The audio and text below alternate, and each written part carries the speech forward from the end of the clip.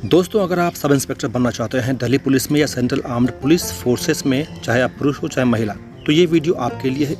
इस वीडियो में हम विस्तार पूर्वक चर्चा करेंगे कि क्या योग्यताएं होनी चाहिए, रिटन एग्ज़ाम कैसे होता है, कितने पेपर्स का होता है, इसके अलावा फिज़िकल में पीएसटी और पीटी कैसे होता है, और हम बात करेंगे मेडिकल एग्ज़ाम के बारे में। और भी बहुत सारी गहराइयाँ हैं, बहुत सारी बातें हैं जिसकी हम इसमें चर्चा करेंगे कि किस तरह से आप अपने आप को तैयार कर सकते हैं इस एग्ज़ाम के लिए। तो बिना किसी देरी के हम शुरू करते हैं।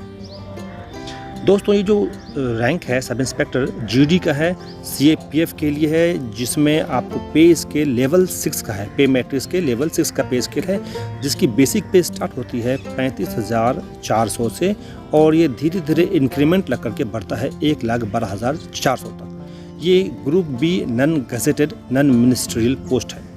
इसके अलावा जो दिल्ली पुलिस के लिए सब इंस्पेक्टर एग्जीक्यूटिव मेल और फीमेल दोनों भर सकते हैं, इसका जो पोस्ट है इसकी भी पे स्केल सेम है, और ये group C non gazetted post है दिल्ली पुलिस के लिए।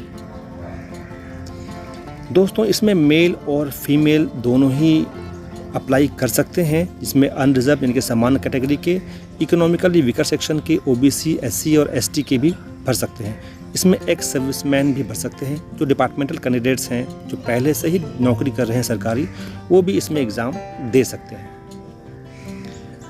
सीएपीएफ यानी कि सेंट्रल आर्म्ड पुलिस फोर्सेस, इसमें अगर आप अप्लाई करेंगे तो सीआरपीएफ, बीएसएफ, आईटीबीपी, सीआईएसएफ और एसएसबी, ये 5 फोर्सेस हैं, इनमें आपका चुनाव होता है।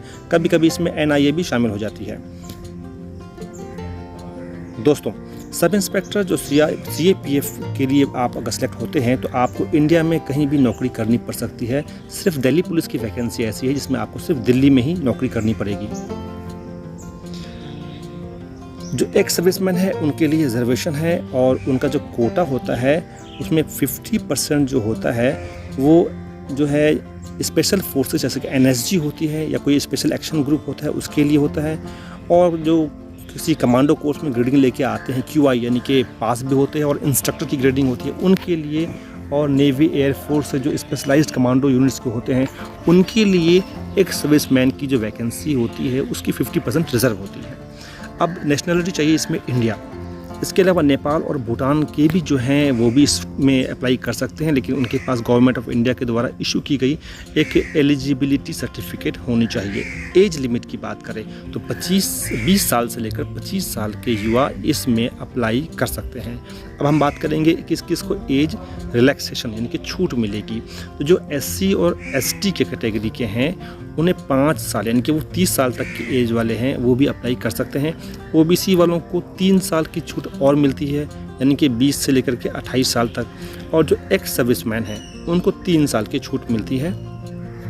उनको 3 साल अपनी नौकरी पूरी कर चुकी होनी चाहिए, उसके बाद उनको छूट मिलती है। अब बात करेंगे हम जो दिल्ली पुलिस की वैकेंसी है उसके लिए। देखिए, इसमें जो है विडोज़, विधवा और डाइवोर्स वुमेन जो तलाकशुदा हैं, और ऐसी वुमेन जो कानूनी तौर पे जुडिशियली अपने पुरुष हस्बैंड से सेपरेट हो चुकी हैं और उन्होंने शादी नहीं किया है, उनको भी एज की छूट मिलती है। वो 35 साल की उम्र तक की अगर हैं तो वो भी इसमें अप्लाई कर सकती हैं। इसके अलावा जो एससी और एसटी की विडो, डाइवोर्स वुमेन हैं या जुडिशियली सेपरेटेड हैं, वो 40 साल की उम्र तक इस वैकेंसी के लिए अप्लाई कर सकती हैं। जो दिल्ली पुलिस के वैकेंसी के लिए जो डिपार्टमेंटल कैंडिडेट्स हैं जो जनरल कैटेगरी के हैं वो 30 साल की एज तक उनको छूट मिल रही है, और ओबीसी 33 साल तक, और एससी एसटी के कैंडिडेट 35 साल के एज तक अगर हैं तो वो अप्लाई कर सकते हैं। डेट ऑफ बर्थ साबित करने के लिए आपको मैट्रिक के सर्टिफिकेट या सेकेंडरी एग्जामिनेशन सर्टिफिकेट की आवश्यकता पड़ेगी। एजुकेशनल क्वालिफिकेशन जो है आपका किसी भी इंडिया के रिकॉग्नाइज्ड यूनिवर्सिटी से या उसके समकक्ष यूनिवर्सिटी से आपको बैचलर की डिग्री हो। दिल्ली पुलिस के जो सब इंस्पेक्टर की वैकेंसी है उसमें जो मेल कैंडिडेट्स हैं उनके पास ज़रूरी है कि ड्राइविंग लाइसेंस हो लाइट मोटर व्हीकल का, यानी कि मोटरसाइकिल और कार को चलाने के लिए। अब आते हैं हम इसे कैसे अप्लाई करेंगे इस वैकेंसी के लिए। जब भी ये वैकेंसी निकलती है तो आप एसएससी के साइट पे जाइए ssc.nic.in, वहाँ पे आपको इसके बारे में पूरी जानकारी मिल जाएगी। इसमें आपको 1 टाइम रजिस्ट्रेशन होता है जो आपको करना होता है एसएससी के साइट पर। उसके लिए मैं एक वीडियो हमने बना रखा है कि एसएससी में कैसे रजिस्टर करते हैं, उसका लिंक मैं डिस्क्रिप्शन में दूंगा, वो ज़रूर देखिएगा। जब आप वन टाइम रजिस्ट्रेशन करते हैं तो उस वक्त आपके पास आपका फ़ोटोग्राफ होना चाहिए, 3 महीने से ज़्यादा पुराना नहीं होना चाहिए। इसकी साइज़ 20 किलोबाइट की होनी चाहिए या 50 किलोबाइट तक हो तो भी चल जाएगा, और उसकी जो फॉर्मेट है वो JPEG में होना चाहिए। उसकी जो साइज़ है 3.5 सेंटीमीटर बाई 4.5 सेंटीमीटर होनी चाहिए। और ये याद रखिए कि जो आपका फ़ोटोग्राफ है ये इसके ऊपर जब आपने फ़ोटो लिया है वो डेट भी प्रिंटेड होना चाहिए। अब हम बात करेंगे एप्लीकेशन फ़ी की। तो 100 रुपये का इसमें आपको फ़ी लगता है, लेकिन जो वुमेन कैंडिडेट्स हैं या जो SC और ST से हैं, जो एक सर्विसमैन हैं, उनको किसी भी तरह की फ़ी नहीं देनी पड़ती, वो फ़ी से एग्जेम्प्टेड है। इसके अलावा आप जो फ़ी अगर पे करना चाहें तो भीम UPI से या नेट बैंकिंग से, या आप वीज़ा या मास्टर कार्ड मतलब किसी भी तरीके से आप पे कर सकते हैं। और अगर कुछ नहीं है तो आप SBI के ब्रांच में जा कर के आप SBI चालान जनरेट कर सकते हैं। ऑनलाइन एप्लीकेशन भरते वक्त आपको अपने एग्ज़ाम का सेंटर देना पड़ता है। उसकी लिस्ट निकलती है, जो भी वैकेंसीज़ होती है उसमें जो ध्यान रखना है, जैसे मान लीजिए कि मैं बिहार और उत्तर प्रदेश का हूँ, तो मुझे आप राइट में देख सकते हैं जहाँ पे 2 लिखा हुआ है, यहाँ पे आपको जो रीजनल ऑफिस आपका है उसका एड्रेस आपको नोट करना पड़ेगा। जैसे staff selection commission 34A Mahatma Gandhi मार्ग, सिविल लाइंस, केंद्रीय सदन, प्रयागराज 211001, ये उसका रीजनल ऑफिस है, उसको आपको नोट रखना पड़ेगा एप्लीकेशन ये एड्रेस, क्योंकि बाद में कुछ अगर होगा तो आपको कम्युनिकेशन रिटर्न में यही करना पड़ेगा। इसके अलावा जो उसका रीजनल साइट है, जो उसके नीचे आप देखें ब्लू में दिया हुआ है http://www.ssc-cr.org, तो ये आपको जब भी एडमिट कार्ड वगैरह चेक करना पड़ेगा अब इसी रीजनल साइट से करना पड़ेगा। इसके अलावा आपको सबसे बाएं देखिए, इसे भागलपुर, पटना वगैरह लिखा हुआ है, ये आपको कहाँ पे एग्ज़ाम का सेंटर होगा आपको यहाँ से सेलेक्ट करना पड़ेगा, और उसका कोड भी आपको नोट करना पड़ेगा। तो ये चीज़ आपको फॉर्म भरते वक्त पहले ही डिसाइड करना पड़ेगा कि आपका रीजनल सेंटर कहाँ है, रीजनल डायरेक्टर कौन है, और एग्जामिनेशन सेंटर आप कहाँ लेना चाहते हैं। अब इसके अलावा ये है कि आपको कम से कम उसी रीजन के अंदर में 3 सेंटर का आपको चुनाव करना पड़ेगा, कम से कम 3 का, तो वो भी आपने देखना है कि उसी रीजन के अंदर होना चाहिए। अब हम बात करेंगे स्कीम ऑफ एग्जामिनेशन की। ये जो एग्जामिनेशन है ये पेपर 1 और पेपर 2 होता है, रिटन एग्ज़ाम जो होता है। फिर जैसे पेपर 1 आपका है, इसमें फिजिकल स्टैंडर्ड PST होता है, और फिजिकल इंड्योरेंस टेस्ट होता है PET होता है, और उसके बाद आपको डिटेल मेडिकल एग्जामिनेशन भी होता है। इसके अलावा जो आप रिटन एग्ज़ाम होता है वो पार्ट 1 और पार्ट 2 होता है। पार्ट 1 में आपको 4 चीज़ें हैं, जनरल इंटेलिजेंस और रीजनिंग, नंबर 2 जनरल नॉलेज और जनरल अवेयरनेस, और नंबर 3 क्वांटिटेटिव एप्टीट्यूड, और नंबर 4 है इंग्लिश कॉम्प्रिहेंशन। तो ये 4 पार्ट इसकी हैं, ये सभी 50-50 मार्क्स की होती हैं, और ये टोटल टाइम आपको इन चारों पेपर के लिए 2 घंटे का मिलता है। इसके बाद पेपर 2 जो है वो है इंग्लिश लैंग्वेज और कॉम्प्रिहेंशन का, ये 200 नंबर का है, और इसमें भी आपको 2 घंटे मिलते हैं। दोनों ही पेपर्स में आपको जो क्वेश्चंस आएंगे वो ऑब्जेक्टिव मल्टीपल चॉइस टाइप के आएंगे, और ये हिंदी और इंग्लिश दोनों में आपको मिलेगा। जो आपको ऊपर देखें पेपर 1 में 1, 2, 3 यानी कि general intelligence, general knowledge and general awareness और क्वांटिटेटिव एप्टीट्यूड, इन तीनों के जो क्वेश्चन है वो आपको इंग्लिश और हिंदी दोनों में आएंगे। मगर ध्यान रखिए इसमें नेगेटिव मार्किंग भी है, 0.25 मार्क्स यानी कि 1/4 मार्क्स आपको जो है एक क्वेश्चन गलत देने पे आपका नंबर कट जाएगा, इसका आपने ध्यान रखना है। एग्ज़ाम के बाद जो कमीशन है वो टेंटेटिव आंसर की जो है वो वेबसाइट पे डाल देती है, उसको आप देख सकते हैं बाद में। अगर आपको कुछ ऑब्जेक्शन हो तो आप उसमें फिर अपील भी कर सकते हैं। इसके अलावा जो NCC सर्टिफिकेट होल्डर हैं उनको बोनस मार्क दिया जाता है पेपर 1 और पेपर 2 में, जो कि इस तरह से है। जो C सर्टिफिकेट वाले हैं उनको 10 मार्क मिलता है, B सर्टिफिकेट वाले को 6 मार्क और A सर्टिफिकेट वाले को 4 मार्क मिलता है। जो सिलेबस है, जो आपको कंप्यूटर बेस्ड मोड एग्ज़ाम होगा, रिटन एग्ज़ाम होगा, उसका इस तरह से है। पेपर 1 में आपको जनरल इंटेलिजेंस और रीजनिंग होगा, और उसके बाद जनरल नॉलेज और जनरल अवेयरनेस होगा, और क्वांटिटेटिव एप्टीट्यूड होगा। ये जो पेज आपको देख रहे हैं ये मैं पूरी की पूरी नोटिफिकेशन आपको डाउनलोड करने के लिए डिस्क्रिप्शन में दे दूँगा, आप वहाँ से डाउनलोड कर लीजिएगा और इसके बारे में पूरा अध्ययन कर लीजिएगा। अब हम बात करेंगे फिजिकल स्टैंडर्ड टेस्ट यानी कि PST और फिजिकल इंड्योरेंस टेस्ट PET की। तो जो मेल कैंडिडेट हैं, मेल कैंडिडेट नॉर्मल वो उनके लिए हाइट जो है 170 सेंटीमीटर होनी चाहिए और चेस्ट बिना फुलाए 80 सेंटीमीटर और फुलाने के बाद 85 सेंटीमीटर होना चाहिए। इसमें हिल एरिया वाले शामिल नहीं हैं और जो शेड्यूल ट्राइब वाले हैं वो शामिल नहीं हैं। जो हिल एरिया वाले हैं उनके लिए हाइट 165 सेंटीमीटर होना चाहिए, बिना फुलाए चेस्ट 80 सेंटीमीटर और फुला के 85 सेंटीमीटर। और जो शेड्यूल ट्राइब कैंडिडेट हैं मेल, उनके लिए 162.5 सेंटीमीटर की हाइट होनी चाहिए, चेस्ट उनका 77 सेंटीमीटर बिना फुलाए और फुलाने के बाद 82 सेंटीमीटर होना चाहिए। जो फीमेल कैंडिडेट हैं नॉर्मल जनरल कैटेगरी के, उनके लिए हाइट 157 सेंटीमीटर होना चाहिए, उनके लिए चेस्ट मेजरमेंट नहीं होता है। जो फीमेल कैंडिडेट हिल एरियाज़ की है उनकी हाइट 155 सेंटीमीटर होना चाहिए और जो शेड्यूल ट्राइब की फ़ीमेल हैं उनको 154 मिनिमम हाइट होनी चाहिए। वेट जो है वो करस्पॉन्डिंग टू हाइट होना चाहिए। इसके बारे में हमारा एक वीडियो है जिसका लिंक हमने डिस्क्रिप्शन पे दे रखा है, वहाँ से आप चेक कर सकते हैं कि आपके हाइट के हिसाब से आपका वेट कितना है। इसके अलावा दोस्तों फिज़िकल एफिशिएंसी टेस्ट जो आपको होगा उसमें 100 मीटर की रेस 16 सेकंड में आपको पूरी करनी है। ये मेल कैंडिडेट के बारे में बता रहा हूँ। जो मेल कैंडिडेट हैं 100 मीटर की रेस 16 सेकंड में और 1.6 किलोमीटर की रेस 6.5 मिनट में, लॉन्ग जंप जो कि 3.65 मीटर का होगा उसको आपको पार करने के लिए 3 चांस मिलेगा और हाई जंप 1.2 मीटर का होगा, इसको भी आपको पार करने के लिए 3 मौके मिलेंगे। शॉर्ट पुट जो लोहे का गोला होता है 16 पाउंड का, ये 4.5 मीटर आपको फेंकना है। ये कम से कम 3 चांस में तो आपको फेंक ही देना है। जो फीमेल कैंडिडेट हैं उनके लिए 100 मीटर की रेस 18 सेकंड में पास करनी है और 800 मीटर की रेस को 4 मिनट में पास करना है।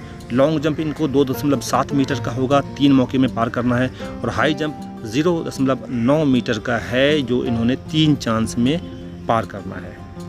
अब ऐसे जो भी कैंडिडेट हैं जिनका फिज़िकल स्टैंडर्ड कम पड़ गया, हाइट चेस्ट वगैरह, तो वो आप अपील कर सकते हैं। वहीं पे ग्राउंड पे ही एक अपीलेट अथॉरिटी पर्सन रहेगा जो आपका दोबारा पीईटी और पीएचडी का जो भी आपको शक है कि मैं एलिजिबल हूँ तो वहाँ पे आपका शक दूर कर दिया जाएगा। और ये जो पीएचडी और पीईटी है इसका कोई नंबर नहीं होता, ये क्वालिफाइंग नेचर का होता है। या तो आप क्वालिफाई करेंगे या आप एलिमिनेट कर दिए जाएंगे, निकाल दिए जाएंगे, तो इसमें कोई नंबर वगैरह नहीं है। जो एक्स सर्विसमैन है उनको पीईटी नहीं करना पड़ता है क्योंकि वो ऑलरेडी सिलेक्टेड होते ही हैं ऑलरेडी, तो इनको सिर्फ रिटर्न देना पड़ता है। अब आते हैं हम मेडिकल स्टैंडर्ड के बारे में। जो मेडिकल एग्जामिनेशन है उसके लिए generally medical officer central armed police forces के होते हैं या उनके समकक्ष ग्रेड के होते हैं, ग्रेड 1 के होते हैं।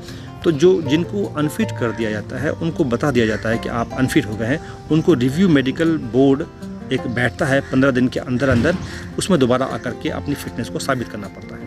अगर हम आई साइट की बात करें तो कम से कम आपका नियर विज़न, निकट दृष्टि जो है, जो आपकी बेटर आई है वो N6 होना चाहिए और जो वर्स आई है वो N9 होना चाहिए। तो ये बेटर आई और वर्स आई क्या होता है, जैसे मैं दाहिने हाथ से काम करता हूँ तो मेरा दाहिना आँख जो है वो बेटर आई है और बायां आँख वर्स आई है। अगर मैं लेफ्टी हूँ तो मेरा जो बायां आँख है वो बेटर आई है और वर्स आई जो है वो मेरा दाहिना आँख है। तो आप देख लीजिए कि आपका जो दाहिना आँख है यानी कि बेटर आई है, अगर आप राइट हैंडेड हैं तो 6 होना चाहिए N6 और लेफ़्ट जो है N9 होना चाहिए। इसके अलावा जो आपका दूरदृष्टि है, डिस्टेंट विज़न है, वो भी आपका 6/6 होना चाहिए। जो आपका बेटर आई है वो वर्स आई का 6/9 होना चाहिए। इसके अलावा जो है आपका नॉकनी नहीं होना चाहिए, तो आप अगर एरिया को जोड़ के खड़े होते हैं तो आपका घुटना टच नहीं होना चाहिए। फ्लैट फुट नहीं होना चाहिए। अगर आप पानी में पैर रख करके अगर आप चलें किसी फर्श पे तो उसमें गैप आना चाहिए। फ्लैट पूरा का पूरा पैर नहीं आपका पड़ना चाहिए। वेरिकोज वेन यानी कि उभरा हुआ जो नस होता है वो नहीं होना चाहिए। टेढ़ी आँख नहीं होना चाहिए और आप कलर विज़न नहीं होना चाहिए। सभी कलर्स आप चेक कर सकते हो, ग्रीन, रेड, ब्लू जो भी है। अब हम बात करेंगे टैटू की। जो रिलीजियस सिंबल या कोई अपना नाम बचपन में लिखवा लिया है अगर बॉडी पे तो वो टैटू तो मान्य है। उसके लिए भी क्या है कि आपके बाएं हाथ के अंदर तरफ ही होना चाहिए। दाहिना हाथ जो कि सैल्यूटिंग हैंड होता है उसमें आपका टैटू बना हुआ नहीं होना चाहिए और इसका जो साइज़ है ये आपके जो लिम्ब है उसका 1/4 ही होना चाहिए। उससे बड़ा होगा तो वो फिर अनएक्सेप्टेबल आपके लिए हो जाएगा। अब जिन्होंने भी अपने को एसएससी में रजिस्टर किया है उनको जो है एक असाइन मिल जाएगा, रोल नंबर मिल जाएगा और उनको एक एडमिशन सर्टिफिकेट भी मिल जाता है साइट से। वो आपको काम आएगा कंप्यूटर बेस्ड एग्जामिनेशन यानी पेपर 1 के लिए। अब उसको जब आप क्वालिफाई कर जाएंगे तो फिर आपको एडमिशन सर्टिफिकेट अगले स्टेज के लिए बाद में मिलता है। ये जो एडमिशन सर्टिफिकेट है ये आपको आपके रीजनल या सब रीजनल जो मैंने आपको स्टार्टिंग में बताया था वहाँ के आपको साइट पे मिलेगा, उसके वेबसाइट पे मिलेगा। और कोई दिक्कत हो तो आपको उनके ऑफिस से ही कांटेक्ट करना पड़ेगा। तो आपको अगर कभी दिक्कत होती है तो उसी ऑफिस में ही आप जाएं जो आपका रीजनल ऑफिस है। और अगर कभी आपको कोई दिक्कत आती है और आप कम्युनिकेट करते हैं अपने रीजनल ऑफिस से तो ज़रूर अपना registration number, registered email ID और मोबाइल नंबर, नाम, डेट ऑफ बर्थ वगैरह और नेम ऑफ एग्ज़ामिनेशन जो है ज़रूर लिखें जब भी आप पत्राचार करते हैं तो। और इसके अलावा जो फैसिलिटी है आपको एडमिट कार्ड डाउनलोड करने की वो 3 से 7 दिन पहले ही रीजनल वेबसाइट पे आपको मिल जाती है एडमिट कार्ड डाउनलोड करने की। इसके अलावा आप एडमिशन सर्टिफिकेट जो है जब आप डाउनलोड कर लेते हैं तो 2 पासपोर्ट साइज का रिसेंट कलर फोटोग्राफ भी आपका होना चाहिए और original valid photo ID proof भी आपका होना चाहिए जिसमें डेट ऑफ बर्थ लिखा हुआ हो। अब वैलिड जो आईडी है वो आपको आधार कार्ड होना चाहिए या फिर voter I card, driving licence, PAN card, passport, ID card हो जो यूनिवर्सिटी या कॉलेज स्कूल का आपका दिया हुआ हो, या कहीं अगर आप गवर्नमेंट में नौकरी करते हैं तो उसका एम्प्लॉयमेंट आईडी कार्ड भी है तो काम चल जाएगा। अगर आपके फ़ोटो आईडी कार्ड में आपका डेट ऑफ बर्थ लिखा हुआ नहीं है तो ज़रूर अपने आप मैट्रिकुलेशन का या सेकेंडरी एग्जामिनेशन का सर्टिफिकेट लेके जाएं जिसमें आपका बर्थ का डेट लिखा हुआ है। जब डॉक्यूमेंट वेरिफिकेशन के लिए आपको बुलाया जाता है तो आपको अपना जो जिस पोस्ट के लिए आप अप्लाई कर रहे हैं और किस फोर्स में आप जाना चाहते हैं, CRPF, CISF, BSF, वो जो आपका सीक्वेंस है वो आपको पता होना चाहिए। तो वो जब वैकेंसी निकलती है तो उसकी सीक्वेंसिंग आती है तो वो आप ज़रूर याद रखें। डॉक्यूमेंट वेरिफिकेशन के समय आपको 2 पासपोर्ट साइज का नया कलर फोटोग्राफ आपके पास होना चाहिए और original valid photo ID proof आपके पास होना चाहिए। जो मैंने आपको ऊपर बताया है वही है, वो आप ज़रूर रखें। इसके अलावा जो कैंडिडेट्स है जब आप डॉक्यूमेंट्स जमा करेंगे तो उसमें आपको मैट्रिकुलेशन का सर्टिफिकेट या सेकेंडरी सर्टिफिकेट आपका होना चाहिए। एजुकेशनल क्वालिफिकेशन सर्टिफिकेट जैसे आपने MA BA किया है तो वो आपका होना चाहिए। कास्ट सर्टिफिकेट को आप ले जाना मत भूलें। और अगर आप दिल्ली पुलिस के लिए अप्लाई कर रहे हैं तो आपका ड्राइविंग लाइसेंस जो है मोटरसाइकिल और कार का वो आप ले जाना बिल्कुल ना भूलें। जो मिनिमम क्वालिफाइंग मार्क्स है पेपर 1 और पेपर 2 में वो जनरल कैंडिडेट के लिए 30% है, OBC और इकोनॉमिकली वीकर सेक्शन के लिए 25% है और बाकी जो दूसरी कैटेगरियां हैं उनके लिए 20% है जिनके आधार पे छांटा जाता है, सिलेक्शन किया जाता है। और जो NCC सर्टिफिकेट वाले हैं इनका भी जो सर्टिफिकेट के हिसाब से प्लस मार्किंग होती है वो भी इसमें बाद में ऐड किया जाता है। ये पेपर 2 होने के बाद ही ऐड किया जाता है। जब कैंडिडेट मेडिकल एग्जामिनेशन को क्वालिफाई कर जाते हैं तभी उनको डिटेल डॉक्यूमेंट वेरिफिकेशन के लिए बुलाया जाता है। तो ये था सब इंस्पेक्टर की जानकारी, सब इंस्पेक्टर की पोस्ट की जानकारी जिसके बारे में आपको जानना नहायत ज़रूरी था कि क्या क्या चीज़ें आपको होनी चाहिए। तो इन सभी चीज़ों का ख्याल रखें और इस वीडियो को ज़रूर शेयर करें, लाइक करें और सब्सक्राइब करें। और डिस्क्रिप्शन में बाकी बहुत सारी चीज़ें दी गई हैं जो जानना आपके लिए नहायत ज़रूरी है, उसे ज़रूर देखिएगा और वहाँ से आप कई चीज़ें हैं जो आपको काम आएगी वैकेंसी भरते वक्त, वो आप डाउनलोड कर सकते हैं। जय हिंद, जय भारत।